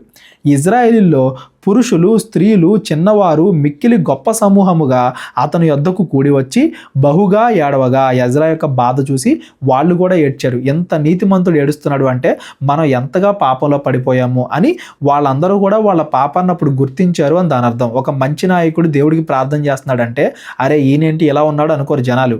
ఈయన ఎంతగా బాధపడుతున్నాడంటే మనం ఇంకెంత తప్పు చేశామో అని ఆలోచిస్తారు. అలాగా నాయకుడు అతనే ఇలా బాధపడుతుండేసరికి మనం ఎంత తప్పు చేశామో అని వీళ్ళందరూ కూడా వాళ్ళ తప్పుని గుర్తించారు. ఏడవగా ఏలాము కుమారుల్లో ఒకడును యెహీయేలు కుమారుడైన షకన్య యెజ్రాతో ఇట్లా, నేను షకన్య అనే ఒక వ్యక్తి ముందుకు వచ్చాడు.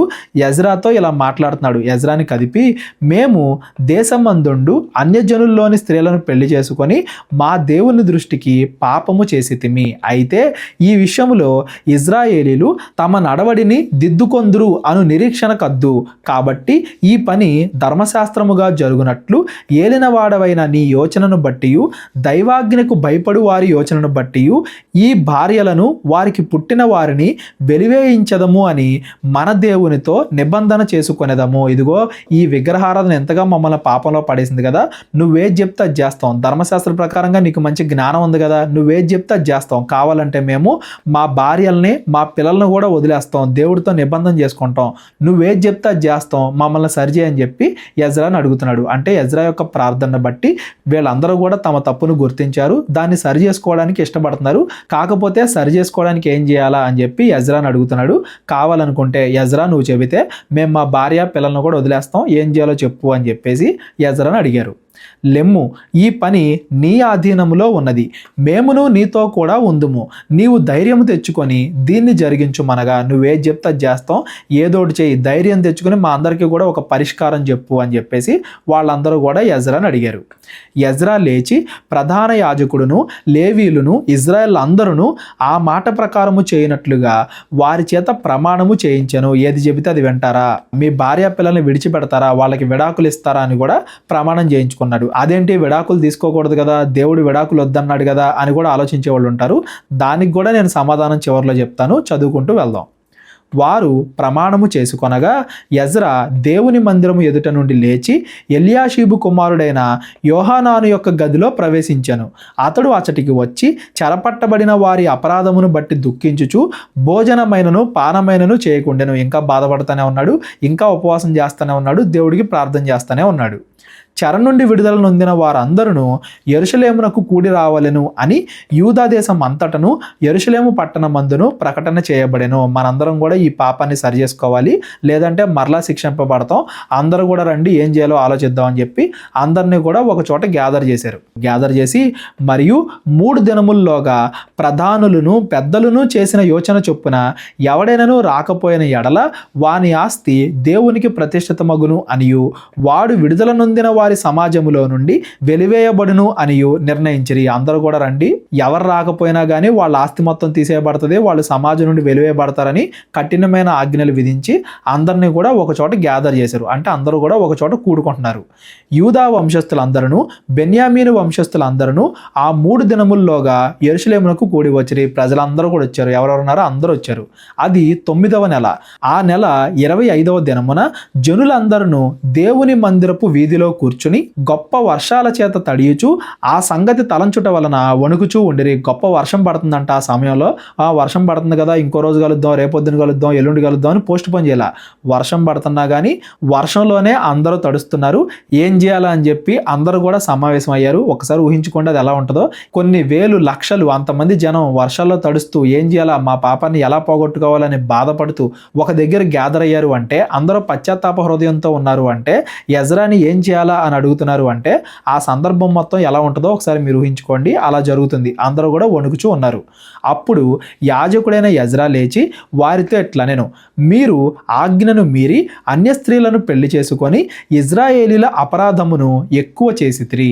కాబట్టి ఇప్పుడు మీ పితరుల యొక్క దేవుడైన యెహోవా ఎదుట మీ పాపమును ఒప్పుకొని ఆయన చిత్తానుసారముగా నడుచుకొనుటకు సిద్ధపడి దేశపు జనులను అన్య స్త్రీలను విసర్జించి మిమ్మును మీరు ప్రత్యేకపరచుకొని ఉండి విగ్రహారాధన మానేయండి. ఎవరెవరైతే విగ్రహారాధన చేస్తున్నారో వాళ్ళందరికీ కూడా విడాకులు ఇచ్చేయండి అని ఎజ్రా చెప్తున్నాడు. విడాకుల గురించి నేను మరలా చివరిలో చెప్తాను, మాట్లాడుకుందాం. కన్ఫ్యూజ్ అవ్వమాకండి, ఇదేంటి విడాకులు ఇచ్చేయమంటున్నాడు, విడాకులు ఇవ్వడం తప్పు కదా అని మీరు ఆలోచించమాకండి. చివరిలో నేను మరలా చెప్తాను. అందుకు సమాజకులందరూ ఎలుగెత్తి అతనితో ఇట్లండ్రి, నీవు చెప్పినట్లుగానే మేము చేయవలసి ఉన్నది. అయితే జనులు అనేకులై ఉన్నారు, మరియు ఇప్పుడు వర్షము బలముగా వచ్చుచున్నందున మేము బయట నిలవలేము. ఈ పని 1-2 దినముల్లో జరుగునది కాదు. ఈ విషయములో అనేకులము అపరాధులము. కాబట్టి సమాజపు పెద్దలందరినీ ఈ పని మీద ఉంచవలెను. ఇదేదో 1-2 రోజులు అయిపోయేది కాదు. అలాగే ఎక్కువ మంది ఉన్నారు, వేల మంది, లక్షల మంది ఉన్నారు. ఏం చేద్దామో మనం ఆలోచించి కరెక్ట్గా చేద్దాం, ఈ ఒక్క రోజులోనే అవదు అని చెప్పి అందరూ కూడా చెప్పారు. కాబట్టి మన పట్టణమందు ఎవరెవరు అన్య స్త్రీలను పెళ్లి చేసుకొనిరో వారందరూ నిర్ణయ కాలమందు రావలెను. మరియు ప్రతి పట్టణం యొక్క పెద్దలను న్యాయాధిపతులను ఈ సంగతిని బట్టి మా మీదికి వచ్చిన దేవుని కఠినమైన కోపము మా మీదికి రాకుండా తొలగిపోవునట్లుగా వారితో కూడా రావలెను అని చెప్పాను. అందరూ కూడా రండి, మీరు ఎవరెవరినైతే పెళ్లి చేసుకున్నారో అన్య స్త్రీలు, ఎవరెవరైతే విగ్రహారాధన చేస్తున్నారో వాళ్ళందరినీ కూడా వెంట పెట్టుకుంటండి, మీకు కలిగిన పిల్లలను కూడా వెంట పెట్టుకుంటండి. మనం మాట్లాడి సెట్ చేద్దాం, ప్రతి కుటుంబంతో కూడా విడివిడిగా ఏం చేయాలో మాట్లాడదాం అని చెప్పి అందరూ కూడా దానికి ఒప్పుకున్నారు. అలాగా ఒక్కొక్క కుటుంబం అందరినీ కూడా ఒక ఇంటర్వ్యూ లాగా చేయడం మొదలుపెట్టారు. అప్పుడు అసాహేలు కుమారుడైన యోనాతాన్ను, తెక్వా కుమారుడైన యెహిజ్యాయును మాత్రమే ఆ పనికి నిర్ణయింపబడిరి. మెషుల్లామును లేవీయుడైన షెబ్బెతయును వారికి సహాయకులై ఉండిరి. చెర నుండి విడుదల నొందిన వారు అట్లు చేయగా యాజకుడైన యెజ్రాయను పెద్దల్లో కొందరును ప్రధానులను వారి పితరుల ఇంటి పేర్లను బట్టి తమ తమ పేర్ల ప్రకారము అందరినీ వేరుగా ఉంచి 10వ నెల మొదటి దినమున ఈ సంగతిని విమర్శించుటకు కూర్చుండిరి. కొంతమందిని ఏర్పాటు చేసి ఇంకా అందరినీ కూడా పరిశీలించడం మొదలుపెట్టారు. ఒక్కో కుటుంబం అన్నట్టుగా ప్రతి ఒక్కరిని కూడా పరిశీలించుకుంటూ ఏం చేయాలి అని ఆలోచించుకుంటూ వస్తున్నారు. మొదటి నెల మొదటి దినమున అన్య స్త్రీలను పెళ్లి చేసుకున్న వారందరి సంగతి వారు సమాప్తి చేసిరి. సుమారుగా 3-4 నెలలు. ఆ 3-4 నెలల్లో ప్రతిరోజు పని ఏంటంటే ఏ కుటుంబం ఏంటి అని ప్రతి ఒక్కరిని కూడా ఇంటర్వ్యూ చేయడం, ప్రతి ఒక్కరిని కూడా పరిశీలించడం, ఏం చేద్దామని చెప్పి వాళ్ళందరికీ కూడా సొల్యూషన్ ఇవ్వడం. కింద మనం 18వ వచనం నుండి ఎవరెవరు విడాకులు ఇచ్చారు వాళ్ళ భార్యలకి, ఎవరెవరు వదిలేశారు వాళ్ళ పిల్లల్ని అనే లిస్టు మనం చదువుకుంటాం. ఇక్కడ మనం కాసేపు ఆగా ఆలోచిద్దామండి. కొత్త నిబంధన మనకేం చెప్తుంది అంటే, యేసుక్రీస్తు వారు మనకేం చెప్తున్నారంటే, పెళ్లి చేసుకున్నవాడు తన భార్యకి విడాకులు ఇవ్వకూడదు అని మనకు కొత్త నిబంధన చెప్తుంది. ఒకవేళ భార్య అవిశ్వాసి అయినా ఆమె ఒప్పుకునేంత వరకు ఆమెకి విడాకులు ఇవ్వకూడదు అని మనకు కొత్త నిబంధన చెప్తుంది. మరి పాత నిబంధన దానికి ఏమన్నా వ్యతిరేకంగా చేస్తుందంటే లేదు. పాత నిబంధనలో కూడా విడాకులు ఇవ్వకూడదు అనే భావాన్నే మనం మొదటి నుండి చదువుకుంటూ వస్తున్నాం. ఇక్కడ సమస్య విడాకులు, పెళ్లి, అన్య స్త్రీలను పెళ్లి చేసుకోవడం అది కాదు. సమస్య ఏంటంటే విగ్రహారాధనని ఇజ్రాయేలీలోకి తీసుకురావడం. ఒకవేళ అన్య స్త్రీలను పెళ్లి చేసుకున్నా కానీ వాళ్ళు యెహోవా దేవుడి ప్రకారంగా నడుచుకుంటాం, పదాజ్ఞల ప్రకారంగా నడుచుకుంటాం అంటే వాళ్ళు ఇజ్రాయేలీలోనే కలుస్తారు అని ధర్మశాస్త్రంలో కూడా మనం మాట్లాడుకున్నాం. అలాగా అన్యుల్లో నుండి ఇజ్రాయేలీలో కలిసిన వాళ్ళు ఎంతో మంది ఉన్నారు. ఇజ్రాయేల్ రాజుల కుటుంబాల్లో కూడా అన్య స్త్రీలలో నుండి ఇజ్రాయేల్లో కలిసిన వాళ్ళు చాలా మంది ఉన్నారు. ఒకవేళ వాళ్ళు అన్యుల్ని పెళ్లి చేసుకుని వాళ్ళు కూడా ధర్మశాస్త్ర ప్రకారంగానే నడుచుకుంటే ప్రాబ్లం లేదు. అలా కాకుండా మేము యెహోవాని ఆరాధిస్తాం, మేము మా విగ్రహాలను కూడా, బయలుదేవతల్ని, వాటిని వీటిని, ఆ విగ్రహారాధన కూడా చేస్తాం, ఆ మూఢనమ్మకాలు కూడా ఫాలో అవుతాం అంటేనే ప్రాబ్లం. ఇక్కడ సమస్య విగ్రహారాధనతో కూడుకున్నది అని దాని అర్థం. ఎవరెవరైతే స్త్రీలు లేదా పురుషులు మేము దేవుడి ధర్మశాస్త్ర ప్రకారంగా నడుచుకుంటాం అంటారో వాళ్ళెవరో కూడా విడాకులు ఇవ్వాల్సిన అవసరం లేదు. విగ్రహారాధన తీసేస్తే సరిపోద్ది. అలాగని అందరి చేత విడాకులు ఇప్పించలేదు. మనం ఏదైతే 18వ వచనం నుండి చదువుకుంటామో ఇక్కడ కేవలం ఒక 100-110 కుటుంబాలు మాత్రమే ఎవరెవరు విడాకులు ఇచ్చారు అని వాళ్ళ పేర్లు ఉంటాయి. అది కూడా కేవలము యాజకుల వంశాల్లో, అంటే ఎవరెవరైతే అధికారులుగా ఉంటారో ఆ అధికారులుగా ఉండే వాళ్ళల్లో విగ్రహారాధన అసలు ఉండకూడదు అని అర్థం. అంతేగాని ప్రజల్లో ఎవరెవరైతే అన్ని స్త్రీలను పెళ్లి చేసుకున్నారో వాళ్ళందరూ కూడా విడాకులు ఇవ్వండి అని చెప్పలేదు. మనం తర్వాత నెహెమ్యా పుస్తకంలో చదువుకున్నా కానీ ఇంకా ఇజ్రాయేలీల్లో అన్ని స్త్రీలను పెళ్లి చేసుకున్న వాళ్ళు, వాళ్ళ విగ్రహాలకు పూజించే వాళ్ళు ఉన్నారు ఇజ్రాయేల్ ప్రజలు అని తర్వాత నెహెమ్యా పుస్తకంలో కూడా మనం చదువుకుంటాం. ఇక్కడ ఎజ్రా ఏం చేస్తున్నాడంటే విడాకులు ఇచ్చేయండి అని వాళ్ళని బలవంతం చేయట్లా, విగ్రహ ఆరాధన ఆపేయండి అని బోధిస్తున్నాడు. ఈ అధ్యాయంలో ఎవరెవరైతే విడాకులు తీసుకున్నారు అని ఈ 18వ వచనం నుండి మాట్లాడుకుంటాం మనం. వాళ్ళు యాజకులు, అంటే అధికారులుగా ఉండాల్సిన వాళ్ళు. అధికారులుగా ఉండాల్సిన వాళ్ళే విగ్రహారాధన చేస్తే ప్రజలు ఇంకా విగ్రహారాధనకు లోనవుతారు కదా. అందులోనూ ఒకవేళ అధికారులుగా ఉన్న వాళ్ళల్లో ఎవరైనా భార్యలు మేము విగ్రహారాధన మానేస్తాం, ధర్మశాస్త్రాన్ని పాటిస్తామంటే వాళ్ళు ఇజ్రాయెల్లో కలిసిపోతారు. ఎవరైతే మేము ఇంకా విగ్రహారాధనే చేస్తామంటారో వాళ్ళకి మాత్రం మీరు విడాకులు ఇవ్వండి, అలా విగ్రహారాధన మీరు చేయమాకండి. అధికారుల్లో ఉండేవాళ్ళు కూడా విగ్రహారాధన చేస్తే కింద వాళ్ళకి మీరేం చెప్తారు? మీరు ఒకటి అధికారులుగా ఉంటామన్నా మానేయండి, లేదా అధికారులుగానే ఉంటాము అనుకుంటే ఎవరైతే విగ్రహారాధన చేస్తారో మేము ఇంకా ధర్మశాస్త్రం దగ్గరికి రాము అంటారో అలాంటి వాళ్ళకి విడాకులు ఇచ్చేయండి, మీ ఆస్తి వాళ్ళకి ఇచ్చి విడాకులు ఇచ్చేయండి అని చెప్పి ఆ అధికారంలో ఉన్న వాళ్ళకి మాత్రమే ఎజ్రా చెప్తున్నాడు. అంతేగాని ఇజ్రాయెల్ ప్రజలందరి మీద బలవంతం పెట్టట్లేదు అనేది మీరు గుర్తుపెట్టుకోండి. కొన్ని లక్షలు వేల మంది ఉన్నారు ఇజ్రాయెల్ ప్రజలు, వాళ్ళల్లో కేవలం ఒక 100 మంది నాయకుల గురించే మనం మాట్లాడుకుంటున్నాం. ఆ నాయకులు వాళ్ళ భార్యలకి విడాకులు ఇచ్చారు. అది కొంచెం బాధ కలిగించే విషయమైనా కానీ వాళ్ళు ఇంకా విగ్రహారాధనే చేస్తాం అంటున్నారు కాబట్టి అలాంటి వాళ్ళకి విడాకులు ఇచ్చి వీళ్ళు అధికారులుగా ఉన్నారు అని దాని అర్థం. ఈ కాలంలో కూడా మనం మాట్లాడుకోవాలంటే మొట్టమొదటిగా అసలు అవిశ్వాసులు ఎవరైతే అన్యులు ఉంటారో విగ్రహారాధనే చేస్తాం అనేవాళ్ళు ఉంటారో వాళ్ళని పెళ్లి చేసుకోకూడదని దేవుడు చెప్పాడు. ఒకవేళ పెళ్లి చేసుకున్న తర్వాత అయినా వాళ్ళకి విడాకులు ఇవ్వచ్చా అంటే ఇవ్వకూడదు. అధికారి, ఎవరైతే అధికారులు, బోధించే వాళ్ళు, సువార్థికులు వాళ్ళు ఉంటారో వాళ్ళ దగ్గర అయితే ఇంకా పెద్ద ప్రాబ్లం అవుతుంది. ఎందుకంటే మీ భార్య ఇంకా విగ్రహారాధన చేస్తుంది కదా, దాన్ని సపోర్ట్ చేస్తా మీరు మిగతా వాళ్ళకి ఎలా బోధిస్తారు అనే సమస్య వస్తుంది. కాబట్టి వాళ్ళు అధికారంలో ఉండకూడదు. పాస్టర్ భార్య విగ్రహారాధన చేస్తే అలాగా, కాబట్టి అతడు పాస్టర్గా ఉండకూడదు. వాళ్ళు నార్మల్గా విశ్వాసుల్లాగా ఉండొచ్చు. ఒకవేళ భార్యకి ఇష్టమైతే అప్పుడే వచ్చి విడాకులు, కానీ భార్య నేను కలిసి ఉంటాను, నేను విగ్రహారాధన కూడా చేస్తాను, నేను విడాకులు కూడా తీసుకోను అంటే విడాకులు ఇవ్వకూడదు, కలిసి ఉండాలి, భార్యాభర్తలు కలిసి ఉండాలి అనేదే బైబిల్ చెప్తుంది. వాళ్ళు అధికారిగా ఉండకూడదు. ఇక్కడ కూడా ప్రజల్లో కొన్ని లక్షల మందిలో కేవలం కొంతమందిని, 100 మందిని మాత్రం సెపరేట్ చేశారు.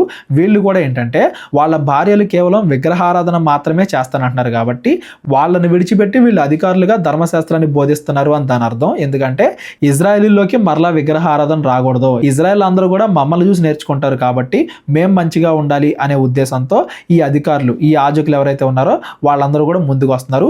వాళ్ళు చాలా త్యాగం చేసి వాళ్ళ భార్యల్ని, వాళ్ళ కుటుంబాన్ని పక్కన పెట్టి మరి ధర్మశాస్త్ర ప్రకారంగా మేము నడుచుకుంటాం అని మంచి హృదయంతో ముందుకు వచ్చారు కాబట్టి వాళ్ళ పేర్లన్నీ కూడా ఇక్కడ రాయబడుతున్నాయి. ఇక్కడ ఇజ్రాయెల్ అందరినీ కూడా విడాకులు తీసుకోండి, విడాకులు తీసుకోండి అని ప్రోత్సహించట్లేదు. బైబిల్ ఎప్పుడు కూడా విడాకులకు విరుద్ధమే, కొన్ని ఎక్సెప్షనల్ కండిషన్స్ తప్ప. అంటే భార్య ఒప్పుకొని, భర్త ఒప్పుకొని వాళ్ళకి కలిసి ఉండడానికి ఇష్టం లేక, లేదంటే ఏదైనా వ్యభిచార సంబంధమైన క్రియలు జరిగి అలాగేదన్నా జరిగితే అది వేరు, అప్పుడు కూడా మళ్ళీ వేరే మార్గాల్లోనే, అదంతా వేరే టాపిక్. ఇక్కడ ఈ అధ్యాయంలో మీరు దేవుడు విడాకుల్ని ప్రోత్సహించట్లేదు. ఈ కాలంలో దీన్ని ఎగ్జాంపుల్గా తీసుకుని విడాకులు తీసుకోకూడదు. ఇక్కడ సందర్భం వేరు, అప్పటి పరిస్థితులు వేరు, ఆ కాలంలో ఉండే విగ్రహారాధన వేరు, ఇవన్నీ కూడా వేరు అనేది మీరు గుర్తుపెట్టుకోండి. ఎవరికైనా ఏదైనా డౌట్ ఉంటే డిస్క్రిప్షన్లో నా నెంబర్ ఉంటుంది, కాల్ కానీ వాట్సాప్ కానీ చేయండి, చదువుకుంటూ వెళ్దాం. యాజకుల వంశముల్లో అన్య స్త్రీలను పెళ్లి చేసుకొని ఉన్నట్లు కనబడిన వారు ఎవరనగా యజాదాకు కుమారుడైన యేషూవ వంశములోను అతని సహోదరుల్లోను మైషేయాయు, ఎలియేజరు, యారీబును, గెదల్యాయును వీరు తమ భార్యలను పరిత్యజించదము అని మాట ఇచ్చిరి. మరియు వారు అపరాధులై ఉన్నందున అపరాధుల విషయములో మందలో ఒక పొట్టేలు చెల్లించిరి. ఇమ్మేరు వంశములో హనాని, జబద్య, హారిము వంశములో మైషేయ, ఏలియా, షమయ, యెహీయేలు, ఉజ్జియా, పషూరు వంశములో ఎల్యోయేనై, మైషేయ, ఇష్మాయేలు, నెతనేలు, యజాబాదు, ఎల్యాష. ఇవన్నీ కూడా కేవలం ఊరికే చెప్పినవి కాదండి. 3 నెలలు వారందరూ కూడా 3 నెలలు కూర్చుండి ఏం చేద్దామని ఆలోచించి ఇంకా ఎటు తోచకపోతేనే ఈ మార్గాన్ని ఎంచుకుంటున్నారు. 3 నెలలు కూర్చుని అందరితో కూడా మాట్లాడి ప్రతిదీ కూడా పరిశీలించి ఇంకా ఏ దారి లేదంటేనే ఈ నిర్ణయానికి వచ్చారు అనేది కూడా మనం గమనించాలి. లేవీల్లో యజాబాదు, షిమి, కెలితా అను కెలాయ, పెతహాయ, యూదా, ఎలియేజరు, గాయకుల్లో ఎల్యాషీబు, ద్వారపాలకుల్లో షల్లూము, తెలెము, ఊరి అనువారు.